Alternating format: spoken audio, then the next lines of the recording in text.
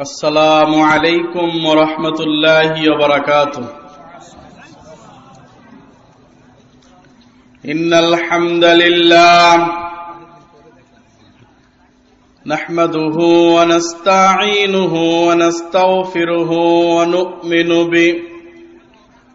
ونؤمن به ونتوكل عليه ونعوذ بالله من شرور أنفسنا ومن سيئات أعمالنا من يهده الله فلا مضل له ومن يضلل فلا هادي له وأشهد أن لا إله إلا الله وحده لا شريك له وأشهد أن محمدا عبده ورسوله الذي أرسله بالحق بشيرا ونذيرا وداعيا إلى الله بإذنه وسراجا منيرا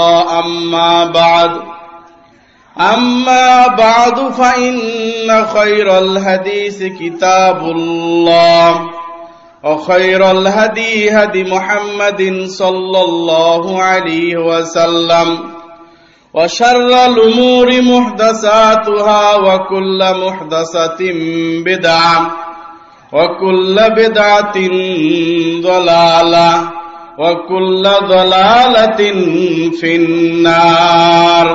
رواه مسلم.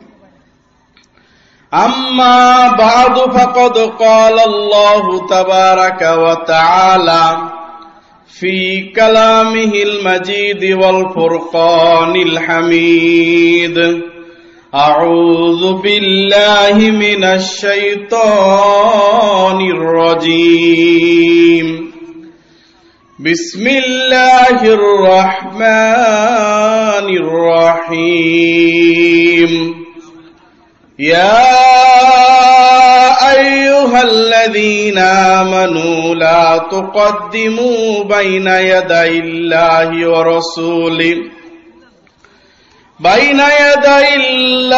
ورسوله واتقوا الله إن الله سميع عليم. قال رسول الله صلى الله عليه وسلم: المدينة حرام فمن أحدث فيها حدثا أو أوى محدثا فعليه لعنات الله والملائكة والناس أجمعين لا يقبل الله يوم القيامة ولا عدل ولا صرف. رواه متفق عليه. প্রশংসা একমাত্র মহান রব্বুল আলামিনের জন্য, যার অশেষ মেহেরবানিতে নয়াপাড়া গাজীপুর আম্মার বিন ইয়াসার রাদিয়াল্লাহু তাআলা আনহু কেন্দ্রীয় জামে মসজিদের উদ্যোগে বিশাল ওয়াজ মাহফিলে জনাব মোহাম্মদ আইয়ুব আলীর সভাপতিত্বে আমরা আজকের এই মাহফিলে আসতে পেরেছি। যে মহান রব্বুল আলামিন আমাদেরকে এখানে আসার, কোরআন ও সহিহ হাদিসের দুটি কথা শোনার জন্য একত্রিত করে দিলেন, তারই জন্য জানাই শুকরিয়া। সবাই বলি আলহামদুলিল্লাহ। অতঃপর সালাত ও সালাম বর্ষিত হোক শেষ নবী, সর্বশ্রেষ্ঠ নবী, শাফিল মুজনিমিন, রাহমাতাল লিল আলামিন জনাবে মুহাম্মদুর রাসূলুল্লাহ, সবাই বলি সাল্লাল্লাহু আলাইহি ওয়াসাল্লামের প্রতি। সংক্ষিপ্ত সময়ে আলোচনার বিষয় বিদআতকারীদের ভয়ঙ্কর পরিণতি সম্পর্কে দু চারটে কথা বলার চেষ্টা করব। ওমা তাওফিকি ইল্লা বিল্লাহি আলাইহি তাওয়াক্কালতু ওয়া ইলাইহি উনীব। সম্মানিত শ্রোতা মণ্ডলী, আমরা অনেক জায়গায় মাহফিল শুনতে যাই এবং অনেক বক্তার বক্তব্য শুনে থাকি, ঠিক না? কিন্তু আমরা কখনো কি বিচার করে দেখেছি বক্তাগণ কি বলল আর আমরা কি শুনলাম?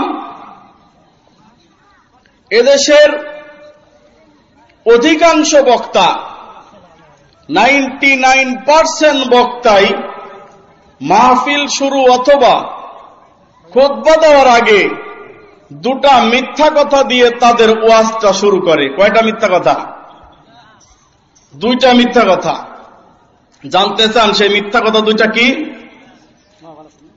এক নাম্বার মিথ্যা কথা, সেই আল্লাহ সুবহানাহু ওয়া তাআলার প্রশংসা বর্ণনা করুন যে আল্লাহ সুবহানাহু ওয়া তাআলা আমাদেরকে আশরাফুল মাখলুকাত করে 18,000 মাখলুকাত থেকে সৃষ্টি করেছেন। আশরাফুল মাখলুকাত কথা ঠিক আছে, 18,000 মাখলুকাত কোথায় পেল? কোরআনে আছে। কোরআনে 6,000 অধিক আয়াত আছে, কিন্তু 18,000 মাখলুকাতের কথা কোরআনে বর্ণনা করা নাই। সহিহ হাদিস তাও নাই, একটা জাল বানোয়াট হাদিস তাও নাই। শুনুন, হযরতে সাইয়েদানা শুআয়ব আলাইহিস সালাতু ওয়াস সালাম তার জাতির কাছে এসেছিলেন। সূরা হুদ 11 নম্বর সূরা 88 নম্বর আয়াতে শুআয়ব আলাইহিস সালাতু ওয়াস সালাম বলছেন, ইন উরিদু ইল্লাল ইসলাহ, আমার কোনো ইচ্ছা নাই, শুধু একটু ইচ্ছা আছে তোমাদের সংশোধন করবার চাই। মাস্তাতা, আল্লাহ আমাকে আমার সাধ্য অনুযায়ী, আমা তৌফিকি ইল্লা বিল্লাহ, আল্লাহ সুবহানাহু ওয়া তাআলা আমাকে যতটুকু সামর্থ্য দেন, তৌফিক দেন, সেই অনুপাতে হযরতে সাইয়েদানা আদম আলাইহিস সালাম থেকে শুরু করে সাইয়েদানা মুহাম্মদ সাল্লাল্লাহু আলাইহি ওয়াসাল্লামের একটি পথ এবং পদ্ধতি ছিল। সমাজের যত রসম রেওয়াজ আছে, সমাজের যত অন্যায় অত্যাচার আছে, সমাজের যত বেদাত আছে, এই সমস্তকে নির্মূল করার জন্যই নবীরা এসেছিলেন। ঠিক কিনা? এতে যদি কেউ ঝামেলা মনে করে তাহলে চলবে নাকি? আমি একটা ভুল করব আর ভুলটা ধরায় দিব না, সারা জীবন ভুলই যে থেকে যাবে। 18,000 মাখলুকাত একটি জাল হাদিস দ্বারা প্রমাণ করা সম্ভব নয়। তা তো সম্ভব নয়, বিজ্ঞান দ্বারাও সম্ভব নয়, কারণ বিজ্ঞান বড় চমৎকার কথা বলেছে। বিজ্ঞান বলেছে এই পৃথিবীর বুকে নয়, বরং সমুদ্র বক্ষে 1,80,000 প্রকারের জীব জন্তু বসবাস করে। কোন সুবহানাল্লাহ। কয়টা? 1,80,000 প্রকারের, এনি কাইন্ড অফ থিংস, আলাদা আলাদা। এক মাছই 1,80,000 না, গাছই 1,80,000 না, শুধু এই সমুদ্র বক্ষে 1,80,000 প্রকারের জীবজন্তু বসবাস করছে। উপরেরটার হিসাব বাদ দেন, তাহলে ওই আলেম কেমন করে বলল 18,000 মাখলুকাত? আল্লাহ সুবহানাহু ওয়া তাআলা বলছেন পবিত্র কোরআনে সূরা ইব্রাহিম 14 নম্বর সূরা 34 নম্বর আয়াত, ওয়া ইন তাউদ্দু নি'মাতাল্লাহি লা তুহসুহা, আমার নিয়ামত, আমার অনুগ্রহ তোমরা সারা জীবন বর্ণনা করলে শেষ করতে পারবে না। বলেন সুবহানাল্লাহ। কি বুঝলেন? 18,000 কথাটি মিথ্যা। প্রথম কথায় মিথ্যা দিয়ে শুরু করলো। দ্বিতীয় মিথ্যা কথাটা কি? সেই নবীর উপর দরুদ পাঠ করুন, যেই নবীকে সৃষ্টি না করিলে আসমান জমিনের কিছুই সৃষ্টি করিত না। কথাটা ডাহা মিথ্যা কথা। একথা আল্লাহ বলেছেন কোরআনে, পড়েছেন। 6,000 অধিক আয়াত আছে, আমি পাই নাই। একটি সহিহ হাদিসেও পাই নাই, তবে একটি জাল হাদিস আছে। সে হাদিসটার উল্লেখ রয়েছে সিলসিলা আহাদিসু যঈফা মওদুআ এর প্রথম খণ্ডের আলবানী এর 25 নম্বর হাদিস। 7,000 হাদিস সংকলন করেছেন আলবানী রাহিমাহুল্লাহ। তার মধ্যে 1500 হাদিস আমি পড়েছি, তার মধ্যে 25 নম্বর হাদিসটি হযরতে সাইয়েদানা আদম আলাইহিস সালাতু ওয়াস সালাম যখন ওই গন্ধম ফল খেয়ে ফেললেন, আর আল্লাহ তাআলা বললেন, আদম তোমার আর জান্নাতে জায়গা নাই, নেমে যাও, স্ত্রী সহ নেমে যাও। আদম আলাইহিস সালাতু ওয়াস সালাম জান্নাত থেকে দুনিয়ায় নেমে আসলেন, আর বিভিন্ন ভাষা আল্লাহর কাছে দোয়া করেন। দোয়া তো কবুল হয় না। কিভাবে দোয়া করছেন হযরতে সাইয়েদানা আদম আলাইহিস সালাতু ওয়াস সালাম? সূরা আরাফ 7 নম্বর সূরা 23 নম্বর আয়াতে আল্লাহ সেটা ফটোকপি করে বলছেন। আদম আলাইহিস সালাতু ওয়াস সালাম আল্লাহর কাছে দোয়া করছেন, রব্বানা যালামনা আনফুসানা ওয়া ইল্লাম তাগফির লানা ওয়া তারহামনা লানাকুনান্না মিনাল খাসিরিন। প্রতিপালক, পালন কর্তা পরওয়ারদিগার, আমরা আমাদের অন্তরের উপর জুলুম করে ফেলেছি, ওয়া ইন লাম তাগফির লানা, আপনি যদি ক্ষমা না করেন, লানাকুনান্না মিনাল খাসিরিন, আমরা তো ক্ষতিগ্রস্তদের অন্তর্ভুক্ত হয়ে যাব। আদম আলাইহিস সালাতু ওয়াস সালাম এত করুণ কণ্ঠে দোয়া করলেন, দোয়া কবুল হয় না। এইবার আদম আলাইহিস সালাতু ওয়াস সালাম বলছেন, আল্লাহ তুমি তো আমাকে ক্ষমা করছো না, মুহাম্মদের নামের দোহাই দিয়ে তোমার কাছে ক্ষমা চাই। আল্লাহ বলেন, আজব আদম, তুমি কি করে জানলে? আমি তাকে এখনো সৃষ্টি করি নাই, মুহাম্মদের খবর তুমি কেমনে জানলা? তখন আদম আলাইহিস সালাতু ওয়াস সালাম বললেন যে আল্লাহ, আপনি যখন আমাকে আপনার ভিতর থেকে রূহ ফুঁকে দিচ্ছিলেন, নাফাকতু ফীহি মির রূহি, তখন আমি দেখে ফেলেছিলাম ওই আরশের স্তম্ভের মধ্যে লেখা রয়েছে লা ইলাহা ইল্লাল্লাহ মুহাম্মদ রাসূলুল্লাহ। আল্লাহ বললেন, আদম তুমি ঠিকই বলেছো, এটা আমার প্রিয় সৃষ্টি। আমি যদি মুহাম্মদকে সৃষ্টি না করতাম তাহলে আসমান জমিন কিছুই বানাইতাম না। ঢা মিথ্যা কথা। কে জানি সুবহানাল্লাহ বলে উঠল, মিথ্যা কথা। আর এই মিথ্যুকদেরকে নিয়ে সেখানে ওয়াজ করে পয়সা দেন, তাই না? 50,000 টাকা বাজেট তাদের। আবার এই মিথ্যুকরা প্রথম দুইটা মিথ্যা কথা দিয়ে ওয়াজ শুরু করে। আমি মিথ্যা কথা দিয়ে ওয়াজ শুরু করতে চাই না। আমি বলতে চাই, আল্লাহ সুবহানাহু ওয়া তাআলা বলেছেন পবিত্র কোরআনে সূরা ইব্রাহিম 14 নম্বর সূরা 34 নম্বর আয়াত, ওয়া ইন তাউদ্দু নি'মাতাল্লাহ লা তুহসুহা, আল্লাহর নিয়ামত, আল্লাহর সৃষ্টিরাজি গণনা করলে তুমি বান্দা কোনো দিন শেষ করতে পারবে না। 7টি সাগর আর যদি শত শত বৃক্ষকে কালি বানানো হয়, কলম বানানো হয়, আর সাগর দিয়ে যদি কালি বানানো হয়, তবু তোমার প্রতিপালকের গুণ রাজি, সৃষ্টিরাজি রেখে তুমি জীবনে শেষ করতে পারবে না। আলোচনার বিষয় হচ্ছে বিদআতকারীদের প্রতি রেড সিগন্যাল। বেদাত যদি আমিও করি, আমি কি এর থেকে বাইরে থাকবো? বেদাত যে করবে তার শুনতেই হবে, আর শুনে আমল সহি করতে হবে। সহি আমল ছাড়া আল্লাহর কাছে কোনো বান্দার দাম নাই। আল্লাহ সুবহানাহু ওয়া তাআলা বলছেন পবিত্র কোরআনে সূরা হুজুরাত 49 নম্বর সূরা 1 নম্বর আয়াত, আল্লাহ বলছেন, ইয়া আইয়ুহাল্লাযীনা আমানু লা তুকদ্দিমু বাইনা ইয়াদাইল্লাহি ওয়া রাসূলি ওয়াত্তাকুল্লাহ ইন্নাল্লাহা সামিউল আলীম। হে ঈমানদারগণ, লা তুকদ্দিমু, তোমরা তোমাদের পা অগ্রসর করবে না, এক পা আগাবে না, খবরদার। লা তুকদ্দিমু, এক পা অগ্রসর হবে না। বাইনা ইয়াদাইল্লাহি ওয়া রাসূলি, আল্লাহ এবং তার রাসূলের সামনে তুমি একটি পা অগ্রসর হতে পারবে না। ওয়াত্তাকুল্লাহ, আল্লাহকে ভয় করো, ভয় করো আল্লাহকে। আল্লাহ এবং তার রাসূলের সামনে অগ্রণী হওয়া যাবে না, অসম্ভব। ইন্নাল্লাহা সামিউন আলীম, নিশ্চয় আল্লাহ সুবহানাহু ওয়া তাআলা শোনেন এবং জানেন। তোমার নেতা শুনতে পারে ওই পর্যন্ত শেষ, তোমার নেতা জানে না, কিন্তু আল্লাহ জানেন এবং শোনেন। এখন এই আয়াতে কারা কারা পড়ে যায় তাদের সম্পর্কে দুটি আলোচনা করব। শুনতে রাজি আছেন? আল্লাহ বলছেন আল্লাহ এবং তার রাসূলের অগ্রণী হয়েও না, আগে বেড়ে যেও না। কারা আগে বেড়ে গেল তাদের সম্পর্কে দুটি কথা বলবো। শুনতে রাজি আছেন? দেখেন, আমাদের দেশের নেতার সামনে হাঁটা বেয়াদবি, ঠিক না? নেতা সামনে যাবে আর অনুসারীরা পিছে যাবে, এটাই তো নিয়ম। মুরব্বী আগে হাঁটবে আর যুবকেরা তার পিছনে পিছনে যাবে, এটাই তো নিয়ম, তাই না?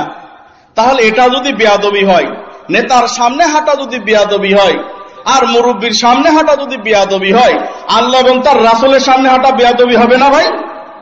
100% বেয়াদবি হবে, নির্ভেজাল বেয়াদবি হবে। তো এই বেয়াদবিটা কারা করলো, 2-4টা লোকের বর্ণনা দিই, শোনেন।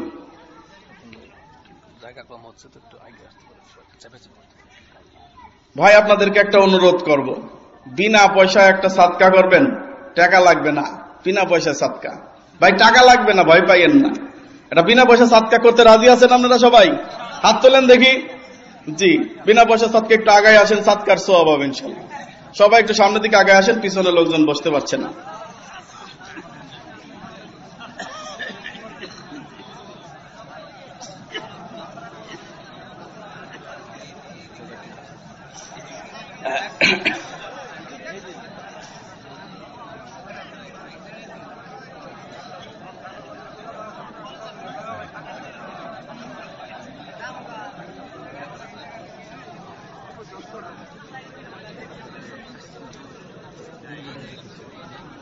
যে ইনশাআল্লাহ আমরা বসে যাই। আমি যেটা বলতে চাচ্ছিলাম, প্রথম পয়েন্ট, আমাদের দেশে অনেক বক্তারা বক্তব্য করে রেখেছে। মসজিদের ইমাম সাহেব মিম্বরে উঠে দাঁড়িয়ে বলল, এই যে শোনেন, আপনার ছেলেদের যারা আকিকা করেন নাই, মেয়েদের যারা আকিকা করেন নাই, কিয়ামতের দিন এই ছেলে পেলে আপনাদের সুপারিশ করবে না।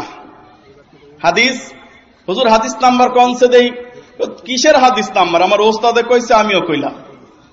একেবারে ডাহা মিথ্যা হাদিস। ছেলে পেলে সুপারিশ করবে না, এটা একেবারে মিথ্যা কথা। তবে আপনার ছেলের আকিকা করতে হবে, এটা নিয়ম করা সুন্নাত। করলে কি হবে? সেফটি টিকা, যেটা লক্ষ লক্ষ কোটি কোটি টাকা দিয়ে সম্ভব নয়, সেই সেফটি টিকা হবে, তা করতে হবে 7 দিনের মধ্যে। কয় দিনের মধ্যে? 7 দিনের মধ্যে সেফটি টিকাটা যদি আপনি করে দেন, তাহলে ওই আজে বাজে টিকারও প্রয়োজন হয় না। আল্লাহ সুবহানাহু ওয়া তাআলার পক্ষ থেকে ওই ছেলের টিকার ব্যবস্থা হয়ে যায়। তো ছোটবেলায় টিকা দরকার না বড়বেলায় টিকা দরকার? টিকা তো ছোটবেলায় দরকার। তবে কেউ যদি ছোটবেলায় করতে না পারেন, তো উলামায়ে কেরাম মত দিয়েছেন, এটা হাদিস নয় কিন্তু, যে তাহলে সে কাজা হিসাবে করে দিতে পারে, এতে গরিবদের একটু সুবিধা হইলো, সেও করে দিতে পারলো, একটু আত্মপ্রসাদ পেল আর কি। তো না করলে ছেলে পেলে তাকে সুপারিশ করবেন, এটা ডাহা মিথ্যা কথা। তো এইবার তো উনি তো বুঝে ফেলেছে যে ঠিক আছে, আমার তো তাহলে ছেলে পেলেরা সুপারিশ করবে না, কি করা যায়? বড় ভয়, হুজুর অনেক কষ্ট করে একটা গরু পেলেছিলাম, শুনেছিলাম 7 ভাগে কুরবানি করা যায়, 7 ভাগে আকিকা কি করা যায়? হুজুর বলছে আলবত করা যায়। কে বলে করা যায় না? হুজুর দলিল, আমার ওস্তাদে বলেছে। আমি বললাম, তোমার ওস্তাদ কোথায় বলেছে? আমি জানি। তোমার ওস্তাদকে হাকিমুল উম্মত, উম্মতের ডাক্তার আশরাফ আলী থানভী রাহিমাহুল্লাহ বেহেশতি জোহর খণ্ড 1 300 পৃষ্ঠায় তিনি বলেছেন, যেহেতু এই দেশে 7 ভাগে কুরবানি করা যায়, এই হাদিসের যুক্তি দিয়ে 7 ভাগে আকিকাও করা যায়। বলেন আল্লাহ এবং তার রাসূলের আগে বেড়ে কেন কিনা? আল্লাহ বলেছেন, রাসূল বলেছেন না, আল্লাহ এবং তার রাসূলের আগে বেড়ে যাওয়া হলো। এটার জন্য কিয়ামতের দিন তাকে জবাবদিহি দিতে হবে। এরকম 1000টা বলতে পারবো, যা আমরা কোরআনেও নাই, হাদিসেও নাই, এমনকি জাল হাদিসেও নাই। 1000 আমল আমাদের দেশে প্রচলন আছে, যা কিনা আল্লাহ এবং তার রাসূলের দোহাই দিয়ে পালন করা হচ্ছে, আল্লাহ এবং তার রাসূলের আগে বেড়ে যাওয়া হচ্ছে। 2 নাম্বারটা আসেন, আমাদের দেশে আমরা সালাত আদায় করি না? সালাত আদায় করার সময় কি বলি? এইভাবে যখন লা ইলাহা বলে উঠাই, ইল্লাল্লাহ বলে নামাই, শেষ রাকাত শেষে অথবা মাঝখানে যখন বৈঠকে বসি, তখন কি বলি? লা ইলাহা বলে উঠাই, ইল্লাল্লাহ বলে নামাই না? ওই যে একজন ভাই মাথা নাড়াচ্ছে, তাই না? লা ইলাহা বলে উঠাই, ইল্লাল্লাহ বলে নামাই। অনেক ভাই আলহামদুলিল্লাহ জানেন। এই লা ইলাহা বলে উঠাই, ইল্লাল্লাহ বলে নামাই মর্মে যেটা প্রচলন আছে দেশে, আল্লাহর কসম করে বলছি, আল্লাহর এই জমিনের উপরে, আসমানের নিচে এ মর্মে একটা জাল বানোয়ার হাদিসও নাই। এটা সংস্কার করলে আপনার অসুবিধা হয়ে গেলে আমি কি করব? আমি তো আপনার এখানে সারা বছর ওয়াজ করতে আসি নাই। আমি আইছি একদিনে, যদি পারেন কিছু শিখে যান, না পারলে দরকার নেই। আর কি করতে হবে? তাহলে করতে হবে কি? যার উল্লেখ রয়েছে সহিহ মুসলিমের 2য় খণ্ড সালাত অধ্যায়, সহিহ মুসলিম 2য় খণ্ড ইসলামিক ফাউন্ডেশন কর্তৃক প্রকাশিত 2য় খণ্ড সালাত অধ্যায়ের 1183, 1184, 1185, 1186, 1187, মোট 5 থেকে 7টি হাদিস রয়েছে। রাসূল সাল্লাল্লাহু আলাইহি সাল্লাম শেষ বৈঠক বা প্রথম বৈঠকে এমন করে হাতটাকে স্থাপন করতেন, 53 আঙ্গুলের ন্যায় ভাবে স্থাপন করতেন, আর সর্বক্ষণ যতক্ষণ তাশাহুদ বৈঠক শেষ না হতো ততক্ষণ পর্যন্ত এইভাবে নাড়াতে থাকতেন। বলে ওরা নামাজে ফাইজলামি করে, এরকম করে নাড়াইলে নাকি বলে নামাজে ফাইজলামি করে। আমি বলি, আল্লাহ এবং তার রাসূল যদি ফাইজলামি করে থাকে, আমিও সেই ফাইজলামি করবো, ঠিক কিনা? এবার আসুন আহমদ মিশকাতের 984 নম্বর হাদিস। রাসূল সাল্লাল্লাহু আলাইহি সাল্লাম নামাজের মধ্যে এমনে করতেছে, সাহাবীরা জিজ্ঞাসা করে, ইয়া রাসূলুল্লাহ, ইয়া হাবিবাল্লাহ, আপনি নামাজের মধ্যে এমনে করেন কেন? অনেকে জিজ্ঞাসা করে না, আপনারা নামাজের মধ্যে এমনে ঠেলাঠেলি করেন কেন? তো রাসূল সাল্লাল্লাহু আলাইহি সাল্লামকে জিজ্ঞাসা করতেছেন, আপনি নামাজের মধ্যে এমনে করেন কেন? তখন রাসূল সাল্লাল্লাহু আলাইহি সাল্লাম বলতেছেন যে, শোনো, লাহি আসাদুশ শায়তান, সুবহানাল্লাহ, লাই আসাধ্য শয়তান, শয়তানের কাছে ইহা নেজা নিক্ষেপ করার চাইতে মানুষকে লোহা যদি ফিক্কে মারা যায় যতটা কষ্ট না হয়, তার চাইতে এই শাহাদাতের আঙ্গুল দ্বারা ইশারা করলে শয়তান তার চেয়ে বেশি কষ্ট পায়। সুবহানাল্লাহ। তাহলে আমল কোনটা করতে হবে? হাদিসেরটা না যেটা বাধ্যতায় করছে ওইটা? হাদিসের আমল আমাদেরকে করতে হবে। এবার আসুন আমাদের দেশে বিবাহ পদ্ধতি, বলবেন যে আর তো খেয়ে দে কাজ পান না। বিয়ে পদ্ধতি যা আছে তা কোরআন হাদিসে নাই। আমার দেশে যেভাবে বিয়ে হয়ে থাকে, কি কয়, মেয়ের কাছে গিয়ে এবার এজেন্ট নিয়ে যাচ্ছে, যে বলতেছে মা কও কবুল, মানে মেয়ের মা প্রথম কইল কও কবুল, কয় কবুল। এবার বলতেছে আবার তো না, 3 বার কবুল কইল, মেয়ে তো কবুল বলতেছে না, মায়ের কিন্তু 3 বার কবুল কওয়া হয়ে গেছে। এবার ফুফুজাও বলতেছে মারে ক কবুল, মারে ক কবুল, মারে ক কবুল, আরো 3 বার কবুল হয়ে গেছে। এবার ছোট বোন আছে, এই যে বলতেছে মারে আপুরে ক কবুল, আপুরে ক কবুল, আপুরে ক কবুল, আরো 3 কবুল হয়ে গেল। কি বুঝলেন? এই ধরনের প্রহসনের বিবাহ পবিত্র কোরআন ও সহিহ হাদিসে নাই। বিবাহের সিস্টেম কি? মেয়ে আগে থেকে রাজি থাকবে কিনা পিতা মেয়েকে জিজ্ঞাসা করতে পারে। মেয়ে যদি রাজি না থাকে জোর করে বিবাহ দেওয়ার আইন কোরআন ও সহিহ হাদিসে নাই। তাকে জিজ্ঞাসা করতে হবে আগে থেকে সে রাজি আছে কিনা। সে যদি রাজি থেকে থাকে, মেয়ের পিতা যে এইবার ছেলেকে বলবে যে আমি আমার মেয়েকে তোমার সঙ্গে বিবাহ দিলাম, এবার ছেলে বলবে কাবিল তো আমি গ্রহণ করলাম। কাবিল তো 3 বার বললে একটু ভালো হয়, এই জন্য 3 বার করে বলবে কাবিল তো মানে কবুল কবুল কবুল, আমি 3 বার গ্রহণ করলাম। ছেলে কবুল বলবে, মেয়ে কবুল বলবে না। মেয়ের কবুল বলার কোনো হাদিস নাই। আমাদের দেশে যে বিবাহ পদ্ধতি, এই বিবাহ পদ্ধতিটা ভুল। এরপরে যদি বিয়ের পরে হাত তুলে মোনাজাত করা না হয়, তাহলে ওই কাজীর খবর আছে সরকার থেকে রেজিস্ট্রেশন কাটা যাবে, ঠিক না? অথচ এই পদ্ধতি পবিত্র কোরআন ও সহিহ হাদিসে নাই। আপনাদের সাথে আমার কোনো শত্রুতা নাই। আমি বলতে চাই কোরআনে যা আছে চালু করেন, হাদিসে যা আছে চালু করেন, যেটা নাই সেটা বাদ দেন, ঠিক কিনা? আরেকটা আমাদের দেশে নিয়ম প্রচলিত আছে। রাসূল সাল্লাল্লাহু আলাইহি সাল্লাম বলেছেন, যে ব্যক্তি পবিত্রতা অর্জন করবে না ওই লোকটার বড় বিপদ আছে।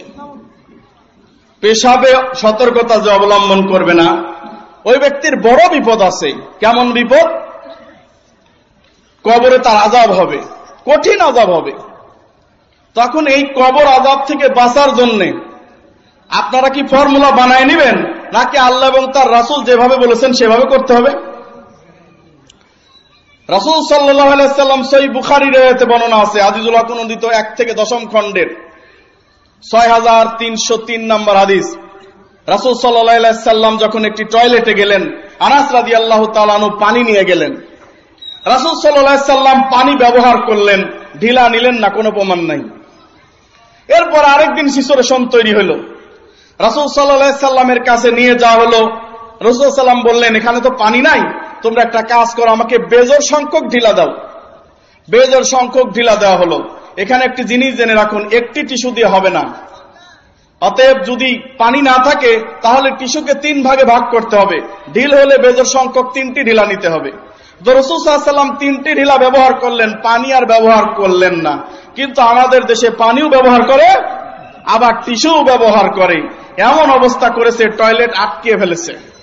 কিন্তু এই নিয়ম তো আল্লাহ এবং তার রাসূল শিখাননি। আল্লাহ এবং তার রাসূল শিখিয়েছেন? শিখাননি।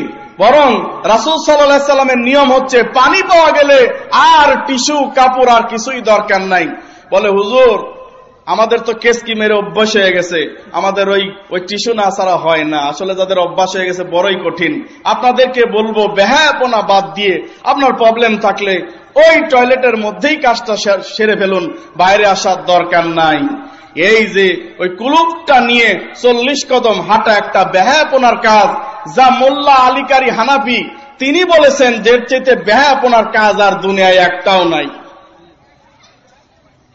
অতিরিক্ত পবিত্রতা অর্জন করতে গিয়ে শেষ পর্যন্ত উলঙ্গ হয়েছে, যেমন কাবা তাওয়াফ করতে গিয়ে মুশরিকরা হয়েছিল। আর রাহিকুল মাকতুমের 67-68 নম্বর পৃষ্ঠা খুলে দেখুন, যখন ছেলে মেয়েরা উভয় তাওয়াফ করছে, শয়তান এসে একটা কুলু মেরে দিল, এই শোনো তোমরা যে পোশাক পরে এখানে তাওয়াফ করছো, পোশাক পবিত্র আসেনি। তো কথা তো ঠিকই, সুদের ঘুষের টাকা দিয়ে পোশাক কিনা হয়েছে, পোশাক তো পবিত্র নাই, কি করা যায়? তাহলে কি করা যায়? এইবার শয়তান বলল জন্ম দিলে ড্রেস পরো, তাহলে তোমার একেবারে পবিত্রতা হয়ে যাবে। তাহলে তোমার আর অপবিত্রতার কিছু থাকবে না। জন্মদিনের ড্রেস পরো।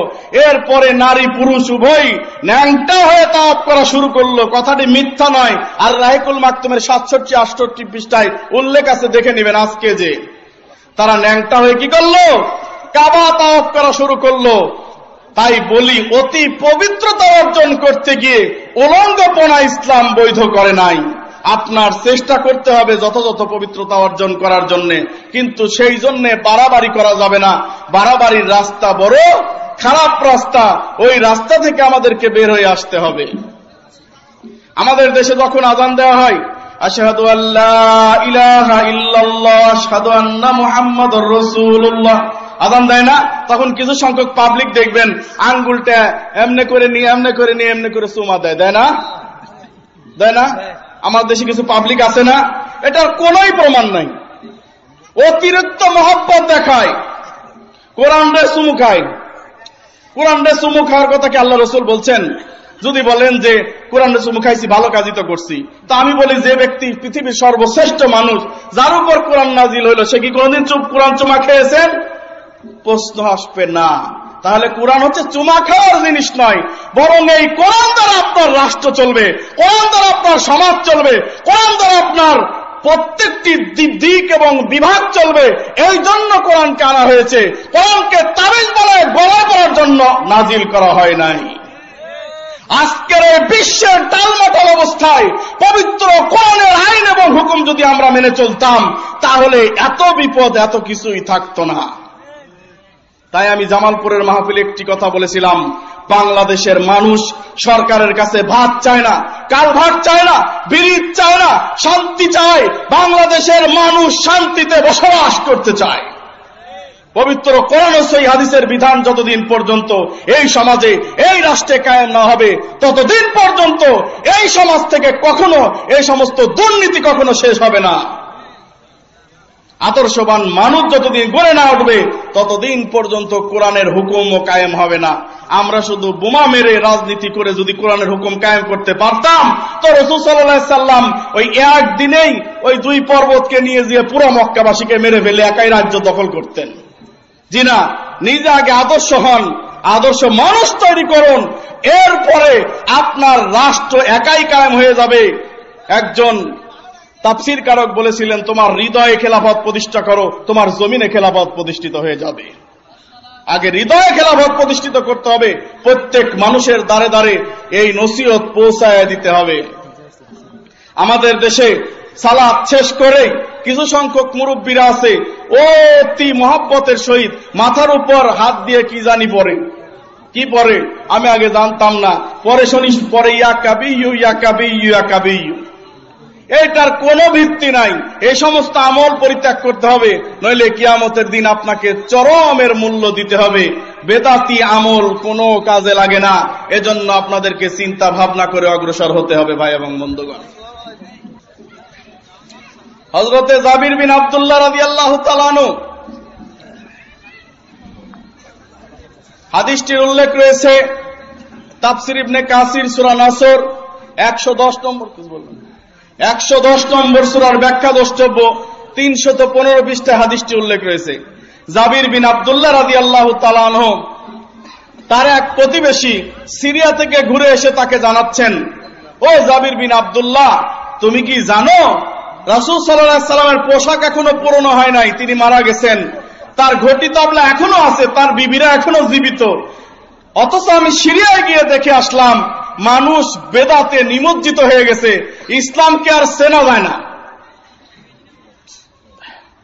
তখন জাবির বিন আব্দুল্লাহ রাদিয়াল্লাহু তাআলা এই কথাটি শুনে কান্না শুরু করে দিলেন। তার চোখ দিয়ে টপ টপ করে পানি পড়ে দাড়ি ভিজে গেল। তখন বলল, বন্ধু হে, শুনে রাখো, শাফিউল মুজনিবিন রাহমাতাল লিল আলামিন জনাবে মুহাম্মদুর রাসূলুল্লাহ সাল্লাল্লাহু আলাইহি ওয়াসাল্লাম আমাকে বলেছেন, ও জাবির বিন আব্দুল্লাহ, তুমি শুনে রাখো, যেভাবে দেখছো মানুষ ইসলামের মধ্যে দলে দলে প্রবেশ করছে, ঠিক এই দলে দলে মানুষ ইসলাম থেকে বের হয়ে যাবে। আমরা দেখছি ইসলামে মানুষ বাড়ছে, টঙ্গীর ইজতেমায় গেলে হাজারো জনসংখ্যা, বাইতুল মুকাররমে সেজদা রাখার জায়গা হয় না। রাসূল বলছেন এমন একটা সময় আসবে মানুষ দিন থেকে বের হয়ে যাবে। আমরা দেখছি দিনের মানুষ বেড়ে যাচ্ছে, রাসূল বলছেন দিনের মানুষ কমে যাবে। তার কারণটা কি? কারণ হচ্ছে মৌলিক বিধান থেকে সরে যাবে, বেদাত তৈরি করে ইসলাম থেকে একা একাই বের হয়ে যাবে। যদিও তারা আমাদের মতোই সালাত আদায় করবে, যদিও তারা আমাদের মতোই ইবাদত বন্দেগী করবে, তথাপিও তারা ইসলাম থেকে বের হয়ে যাবে। তার একটি উদাহরণ দিয়ে শুনে রাখুন। বলেন, ঈদের তাকবীর কয়টা? 12টা তাকবীর। 6 তাকবীরের হাদিস এই দুনিয়ায় আছে? নাই। অথচ বাইতুল মুকাররমে 6 তাকবীর ঈদের সালাত হয় কিনা? হয় না? আমি এবার শুনুন, উদ্ধৃতি দিচ্ছি। বাইতুল মুকাররমের দ্বিতীয় তলা ইসলামিক ফাউন্ডেশন, ঠিক না? দ্বিতীয় তলা ইসলামিক ফাউন্ডেশনের 4 নম্বর র্যাকে তিরমিজির 4th খণ্ডের 536 নম্বর হাদিস, রাসূল সাল্লাল্লাহু আলাইহি সাল্লাম 2 ঈদের সালাত 12 তাকবীরে পড়েছেন। 6 তাকবীরের কোন ভুয়া হাদিসও এই দুনিয়ায় নাই, এই জমিনের উপরে নাই। তথাপিও তারা ওই উপরে সহিহ হাদিস রেখে নিচে 6 তাকবীরের সালাত আদায় করছে। রাসূল বলেছেন দিন থেকে বের হয়ে যাবে। এটা কি দিন থেকে বের হয়ে যাওয়া নয়? ওদের সাদৃশ্য আল্লাহ তাআলা কোরআনে দিয়েছেন। পবিত্র কোরআনে সূরা জুমা 62 নম্বর সূরা 8 নম্বর আয়াতে আল্লাহ সুবহানাহু ওয়া তাআলা বলছেন যে যাদেরকে কিতাব দেওয়া হয়েছিল ইহুদি খ্রিস্টানদেরকে, তারা কিতাবের উপর আমল করে নাই। তাদের দৃষ্টান্ত মেসাল হচ্ছে একটা গাধা। গাধার পিঠের উপর পুস্তক চাপিয়ে দিলে গাধার পিঠের উপর দামি দামি পুস্তক, অথচ গাধা বুঝতেও পারছে না তার পিঠের উপর দামি দামি পুস্তক, কারণ গাধা তো বই পড়তে জানে না। ওই সমস্ত আলেমেরা ওই রকম গাধা, কামাসালিল হিমার, ও হচ্ছে গাধা, উপরে হচ্ছে তিরমিজি শরীফ রয়েছে 4th খণ্ড 536 নম্বর হাদিস। এটা থাকা সত্ত্বেও হাদিসের উপর আমল না করে বাপদাদার তৈরিকৃত আমল করলো। আল্লাহ বলছেন কামাসালিল হিমার, ওরা হচ্ছে গাধা। এইটা সংস্কার করলে আপনার কষ্ট লাগবে? কষ্ট তো লাগবেই, হক কথা তিতা হয়। আল হাক্কু মুররুন, হক কথা হচ্ছে তিতা। এই জাবির বিন আব্দুল্লাহ বলছেন, শুনে রাখো, আমার বন্ধু বলেছেন মানুষ দিন থেকে বের হয়ে যাবে। রাসূল সাল্লাল্লাহু আলাইহি সাল্লাম বলেছেন, সহিহ বুখারী মুসলিমের 2434 নম্বর হাদিস, মেশকাতের 2608 নম্বর হাদিস, কিতাবুল মানাসিক তথা কোরবানি অধ্যায়। রাসূল সাল্লাল্লাহু আলাইহি সাল্লাম বলছেন, আল মাদিনাতু হারামুন, মদিনা হচ্ছে হারাম। ফামান হাদাসা ফি হাদাসান আও আবা মুহদাসান, যে ব্যক্তি এই মদিনাতে বেদাত করলো, বেদাতিকে আশ্রয় দিল, বেদাতিকে দাওয়াত দিয়ে নিজের বাড়িতে দাওয়াত খাওয়ালো, বেদাতিকে ভালোবাসলো, সম্মান করলো, লানাতুল্লাহ, ওর উপর আল্লাহর লানত, ওয়াল মালায়েকা, ফেরেশতার লানত, ওয়ান নাস আজমাইন, পৃথিবীর সবার লানত। ওই ইয়াউমাল কিয়ামতে, কিয়ামতের দিন, লা সালাত কবুল হবে না, ফরজ ইবাদত কবুল হবে না, নফল ইবাদত কবুল হবে না। সুনান ইবনে মাজাহ রাসূল সাল্লাল্লাহু আলাইহি ওয়াসাল্লামের সুন্নাত অনুসরণ অধ্যায় 1 নম্বর খণ্ড 49 নম্বর হাদিসে রাসূল সাল্লাল্লাহু আলাইহি সাল্লাম বলছেন, যে ব্যক্তি বেদাত করবে, লা সালাত কবুল হবে না, ওয়ালা হজ্জান, হজ কবুল হবে না, ওয়ালা উমরাতান, উমরা কবুল হবে না, ওয়ালা জিহাদান, জিহাদ কবুল হবে না, ওয়ালা আদলুন, ওয়ালা সারাফুন, নফল আর ফরজ কিছুই যে কবুল হবে না। ইয়াখরুজু কামা তাখরুজু শাআরাতু মিনাল আযিন, যেমন করে আটার মধ্যে থেকে চুলকে টেনে বের করা হয়, তেমন করে তারা ইসলাম থেকে বের হয়ে যাবে। সহিহ তারগিব ওয়াত তারহিব 51 নম্বর হাদিস, সিলসিলা সহিহ 1620 নম্বর হাদিস। রাসূল সাল্লাল্লাহু আলাইহি ওয়াসাল্লাম বলেন, ইন্নাল্লাহা ইয়াযাবুত তাওবা আন সাহিবি বিদআ, নিশ্চয় আল্লাহ সুবহানাহু ওয়া তাআলা বেদাতকারীদের থেকে তওবা পর্দা করে দিয়েছেন। আল্লাহ বেদাতকারীর তওবা কবুল করবেন না হাত্তা ইয়াদাউ বেদা, যতক্ষণ পর্যন্ত সে বেদাত পরিত্যাগ না করবে। ইমাম সুফিয়ান সাওরী রাহিমাহুল্লাহ বলেন, আল বাবু ইতিসাম খণ্ড 1 119 পৃষ্ঠায়, আল বেদাতু হাব্বু ইলা ইবলিস মিনাল মাসিয়া, ইবলিসের কাছে ঘুষ খাওয়ার চাইতে, জিনা করার চাইতে, সুদ খাওয়ার চাইতে বেদাত করা বেশি প্রিয়। কারণ আল বেদাতু লা ইউতাবু মিন আল মাসিয়াতি ইউতাবু মিনহা, যে সুদ খেয়েছে, ঘুষ খেয়েছে, সে বলবে আল্লাহ আমি পাপ করেছি, আপনি আমাকে ক্ষমা করে দেন। কিন্তু যে ব্যক্তি মেলাদ পড়েছে, 27 রজব জাগ্রত হয়েছে, আর সবে বরাত জাগ্রত হয়েছে, তারা কোনোদিন মনে করবে না সে যে খারাপ কাজ করেছে, ওর তওবার ভাগ্য জুটবে না। এই জন্য ইবলিসের কাছে বেদাত বেশি প্রিয়। কি বুঝলেন? ইবলিসের কাছে বেদাত বেশি প্রিয়। রাসূল সাল্লাল্লাহু আলাইহি ওয়াসাল্লাম বলেছেন, বাইহাকি সহিহ জামে সাগীর 5308 নম্বর হাদিস, হযরত ওমর বিন খাত্তাব রাদিয়াল্লাহু তাআলা আনহু একটি কিতাব নিয়ে রাসূল সাল্লাল্লাহু আলাইহি সাল্লামের কাছে গেলেন, ইহুদিদের কিতাব। বললেন, আল্লাহর রাসূল, এই কিতাবের মধ্যে না এই কথাগুলো আমার খুব ভালো লাগে। রাসূল সাল্লাল্লাহু আলাইহি সাল্লামের মুখ কালো হয়ে গেল। রাসূল সাল্লাল্লাহু আলাইহি সাল্লাম বললেন, হে ওমর, শুনে রাখো, আমি যা নিয়ে এসেছি বাইদাউন নাকিয়া, তা হচ্ছে সুস্পষ্ট সুপ্রতিদিনের আলোর মতো। লাউ কানা মুসা হাইয়া, যদি মুসা আলাইহিস সালাম স্বয়ং জীবিত থাকতো, লাউ ইত্তাবাইনি, অবশ্যই আমার ইত্তেবা করতে, আমার অনুসরণ করতে বাধ্য থাকতো। তখন সে নবীগিরি করতে পারতো না। নবী মুসার তাওরাত যদি রাসূল সাল্লাল্লাহু আলাইহি সাল্লামের কাছে না টিকে, আপনার ফাজাইলে আমল কেমন করে টিকে? নবীর মুসার কিতাব যদি রাসূল সাল্লাল্লাহু আলাইহি সাল্লামের কাছে না টিকে, তাহলে আপনার মাকসাদুল মুমিনিন কেমন করে টিকে? মারিফুল কোরআন কেমন করে টিকে? নিয়ামুল কোরআন কেমন করে টিকে? আপনাকে বুঝতে হবে মাকসাদুল মুমিনিন ফাজাইলে আমলে যে সমস্ত কথা লেখা আছে তা হাদিস নয়, বরং জাল হাদিসের সমষ্টি বুঝতে হবে আপনাকে। এজন্য পবিত্র কোরআন এবং সহিহ হাদিসের মর্মমূলে আসতে হবে। আমি একটি সিদ্ধান্তমূলক কথা বলতে চাই, বেদাত যদি মক্কা মদিনার লোকও করে, তবু ওই তাকলিদ করে বলা যাবে না মক্কা মদিনায় বেদাত হচ্ছে তো ওইটাই ঠিক না। মক্কা মদিনায় বেদাত হইতে পারে, কারণ রাসূল সাল্লাল্লাহু আলাইহি ওয়াসাল্লাম বলেছেন, এই মক্কাতেই 360টি মূর্তি উঠেছিল, আবার কিয়ামতের আগে মূর্তি উঠবে। হাদিসটির উল্লেখ রয়েছে মুসলিম তাফসীর ইবনে কাসির এর ব্যাখ্যা দ্রষ্টব্য সূরা তাওবা 9 নম্বর সূরা 33-34 আয়াতের ব্যাখ্যা, এবং সূরা সফ 61 নম্বর সূরা 8-9 আয়াতের ব্যাখ্যা 683 পৃষ্ঠায় উল্লেখ রয়েছে। হযরত যখন পবিত্র কোরআনের এই আয়াতটি নাজিল হলো, পবিত্র কোরআনে সূরা তাওবা 9 নম্বর সূরা 33-34 নম্বর আয়াত, সূরা সফ 61 নম্বর সূরা 8 নম্বর আয়াত, আল্লাহ বলছেন, ইউরিদুনা লিউতফিউ নূরাল্লাহি বিআফওয়াহিহিম আল্লাহু মুতিম্মু নূরিহি ওয়ালাউ কারিহাল কাফিরুন ওয়াল্লাযী আরসালা রাসূলাহু বিল হুদা ওয়া দীনিল হাক্কি লিইয়ুযহিরাহু আলাদ দীনি কুল্লিহি ওয়ালাউ কারিহাল মুশরিকুন। ইউরিদুনা লিউতফিউ নূরাল্লাহি বিআফওয়াহিহিম, তারা আল্লাহর এই কোরআনকে মুখের ফুৎকারে নিভিয়ে দিতে চায়, আল্লাহর এই বাণীকে তারা মুখের ফুৎকারে নিভিয়ে দিতে চায়। পবিত্র কোরআনের একটা বিধান কায়েম করার কথা বলা হলে বলে এটা অজ্ঞতা যুগে ফিরে যাওয়া, এটা নাকি বর্বরতার যুগে ফিরে যাওয়া। তাদের মুখের ফুৎকারে ইসলামের এই বাণীকে স্তব্ধ করে দিতে চায়। আল্লাহ বলছেন, আল্লাহু মুতিম্মু নূরিহি, আমি আল্লাহ বললাম, গ্যারান্টি দিলাম, আমার এই বিধান পূর্ণতা করবই করব। ওয়ালাউ কারিহাল কাফিরুন, যদিও কাফেররা তো অপছন্দ করে, কাফেরদের কাছে অপ্রীতিকর মনে হয়। ওয়াল্লাযী আরসালা রাসূলাহু বিল হুদা, তিনি আল্লাহ সুবহানাহু ওয়া তাআলা যিনি মুহাম্মদকে হুদা দিয়া কোরআন দিয়ে প্রেরণ করেছেন, লিইয়ুযহিরাহু আলা দীনি কুল্লি, অবশ্যই এই কোরআন প্রত্যেক ধর্মের উপর বিজয়ী হবেই হবে, বিজয়ী হবেই হবে, হবেই হবে বিজয়ী। অতএব এই আয়াত যখন নাজিল হয়ে গেল, আয়েশা রাদিয়াল্লাহু তাআলা আনহা বললেন, আল্লাহ রাসূল, দ্বীনের তার কোনো ক্ষতি হবে না। রাসূল সাল্লাল্লাহু আলাইহি ওয়াসাল্লাম বললেন, হ্যাঁ, দ্বীনের তেমন কোনো ক্ষতি হবে না, তবে আবারও এই মক্কা মদিনায় যতদিন পর্যন্ত 360টা মূর্তি না উঠবে, যতদিন পর্যন্ত লাত এবং উজ্জার ইবাদত শুরু না হচ্ছে, ততদিন পর্যন্ত দিন ঠিকই থাকবে। তাহলে বোঝা যাচ্ছে আল্লাহ তাআলা বলেছেন আল্লাহ বলার লোক থাকবে না। এমন অবস্থায় মানুষ হবে পশুর মতো, পাখির মতো দ্রুত ব্যভিচার করবে। তাদের কাছে শয়তান এসে বলবে, তোমরা এটা কি করছো?